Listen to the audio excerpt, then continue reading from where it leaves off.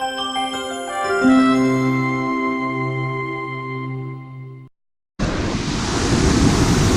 is Keith Pisani of Ministries.com. Today I'm standing on the banks of the Nantahala River at the bottom of the Twin Tiers Laurel Falls.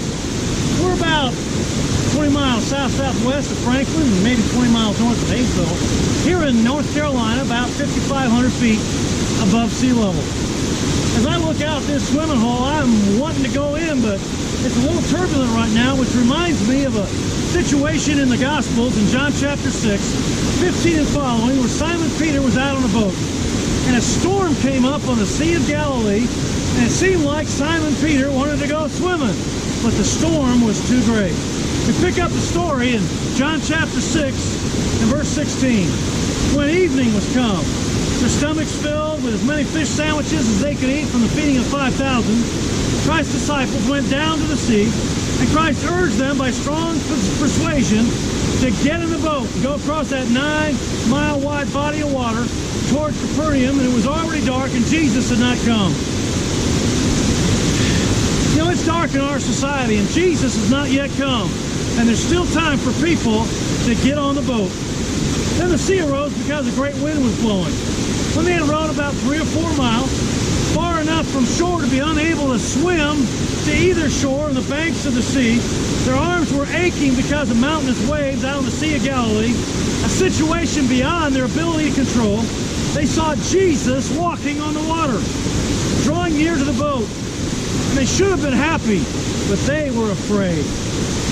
And Jesus said to these disciples that experienced the miracle of the feeding of the 5,000 on the shore and heard the messages and experienced the might of Jesus, he said, "It is I," or I am Jehovah God, don't be afraid. And they gladly, willingly received him into the boat, and the boat came to the place where they were going. It doesn't seem right when a person lives in this society with the gospel message out there that people still have to walk in darkness. They need to get and see the light of Jesus, yet thick darkness seemed to surround the hearts of these disciples. The prophet said in Isaiah chapter 50 and verse 10, "Let him who walks in darkness and has no light, let him trust in the name of the Lord and rely on his God." Now, what do you do when a storm happens in your life? Certainly we seek shelter, but Jesus is the shelter in times of storm. Simon Peter was out on the boat. And I've been on the same Sea of Galilee. It's like a wind tunnel between the Mediterranean Sea and Mount Hermon in the distance. And out there in the boat, when the storm came up so suddenly, I decided to go out on the front of the boat. And the waves started to come, and they went over my body, and so I hung on for dear life. I put both hands gripped tightly on the rail in the front. I put both feet on the rail, and the waves still, the billows rushed over my soul, and I was scared.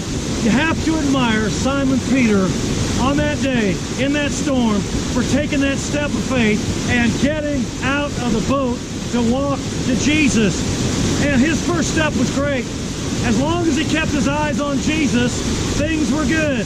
But once he took his eyes off Jesus, he sank and fell in the storm. Now there's this swimming hole right here, and I'd like to demonstrate walking on water, but I'm not Jesus, and I'm not Peter, and I don't know where the rocks are under the water of this swimming hole. I would be scared if I was Peter, but Peter had enough faith to at least take the first step to Jesus. In the time of our storm, instead of hiding our heads, we need to take that first step to Jesus. See, Jesus Christ is a precious Savior. Jesus Christ is a compassionate Savior. Jesus Christ will come to us in times of our storm. And I'm thankful that Jesus Christ is an all-powerful God. He created the winds and the waves. They come because of him. And with Jesus Christ on the vessel of our lives, we don't have to be afraid. I thank God that as Jesus Christ is near, he's also dear. We can walk to Jesus, but more importantly, Jesus can come to us and live within our soul. All Jesus has to do when the storms come up in our life is to say, "Peace, be still." I'm glad for the peace in the storm. And I hope today that as we stand here in this beautiful, spectacular environment, that you have peace in your soul. Peace comes from the one who gives peace to your heart and soul. He is Jesus Christ, our Savior and Lord. Live in that peace each and every day. If you like this devotional, why not let us know? Make a comment at the bottom of the page. And then take a look at www.keeppisaniministries.com. And when you do, you'll see a description of our 4 discipleship books and our blogs and our 2 to 4 minute devotionals that are so encouraging. You'll listen to our audio messages and devotionals, and also you can see some of our video sermons and messages. And then we've filmed so many of these devotionals out here in the wilderness and on mountaintops, near rivers and waterfalls, and I hope they're an encouragement to your soul.